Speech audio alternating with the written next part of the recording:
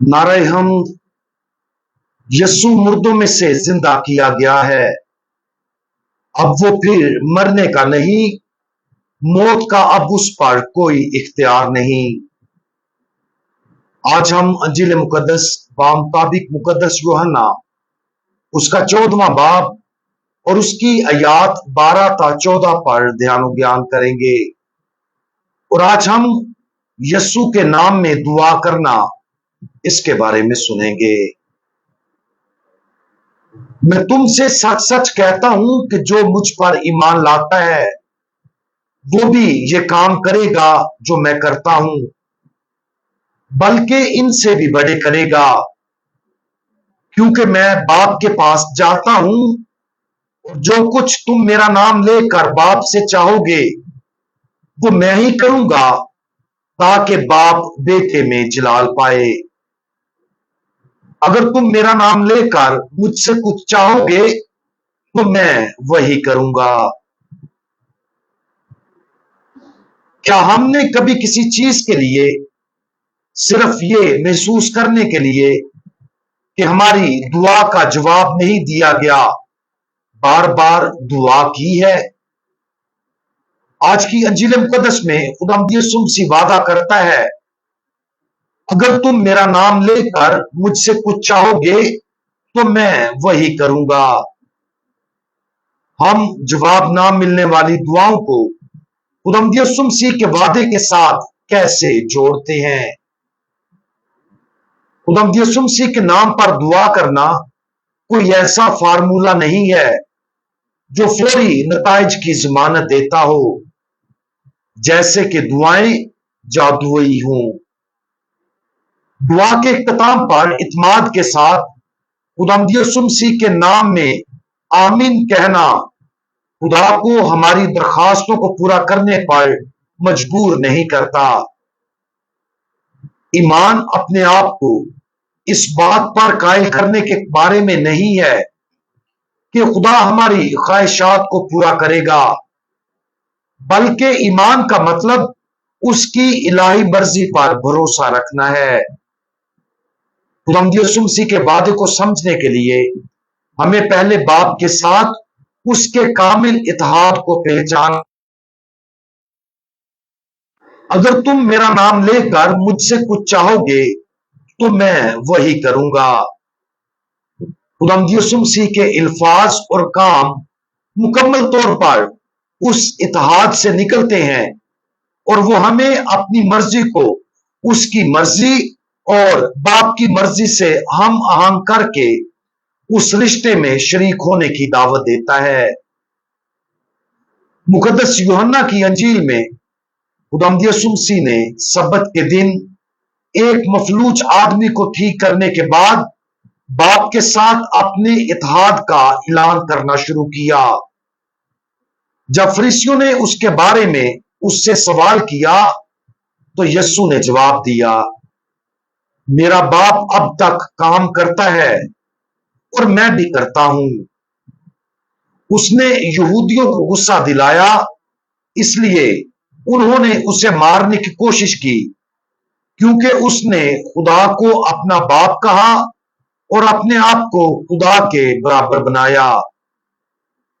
उस वक्त से खुदावंद यीशु मसीह अपनी इलाही शनाख्त और बाप के साथ इत्तेहाद के बारे में इस बात पर जोर देते हुए तेजी से वाज़ेह होता गया कि वो बाप की तरफ से भेजा गया है और ये कि वो और बाप एक हैं, और ये कि उसने जो कुछ भी कहा और किया वो उस इत्तेहाद से पैदा हुआ।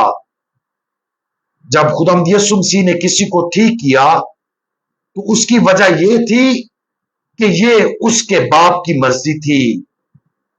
अगर उसने किसी का ठीक ना किया तो ये इसलिए नहीं था कि उसमें इलाही सलाहियत की कमी थी, बल्कि उसकी वजह यह थी कि तस्लीस की कामिल हिकमत के राज में ये बाप, बेटे और रूह कुदूस की मर्जी नहीं थी।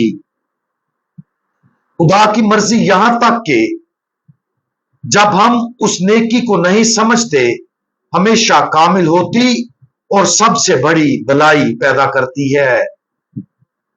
बेटा बाप से अलग है, फिर भी उनमें हस्ती, मर्जी और अमल का एक कामल इश्तराक है।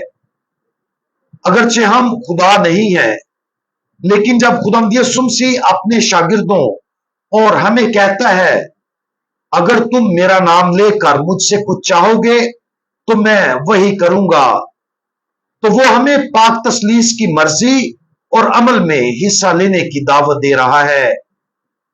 जैसे बाप और बेटा इलाही हैं, हम उनकी तरह इलाही नहीं बनते, लेकिन हमें उनकी मर्जी और अमल के इत्तेहाद में मदऊ किया जाता है, ताकि जब हम बोलते हैं तो मसीह हमारे अंदर और हमारे जरिए बोल रहा हो।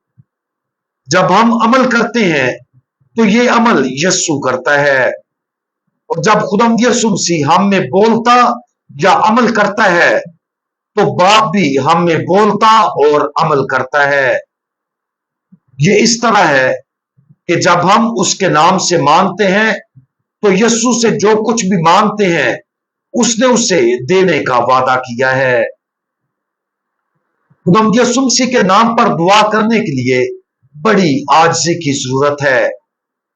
खुदा की मर्जी को कबूल करने के लिए, खास तौर पर जब उसमें मसाइब शामिल हो, अक्सर भरोसे की जरूरत होती है।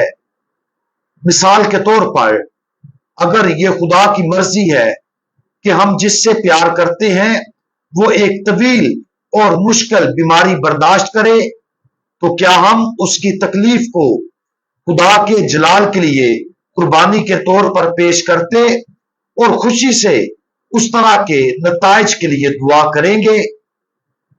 ऐसा करना मुश्किल होगा। लेकिन अगर हमारी दुआ खुदा की मर्जी के साथ मुत्तहिद हो जाए तो हम देखेंगे कि ऐसी मुसीबतें जो कुर्बानी के साथ कबूल की जाती हैं, जिस्मानी शिफा से ज्यादा अच्छी चीजें पैदा कर सकती हैं। खुदावंद यीशु मसीह का अपना दुख हतमी मिसाल है।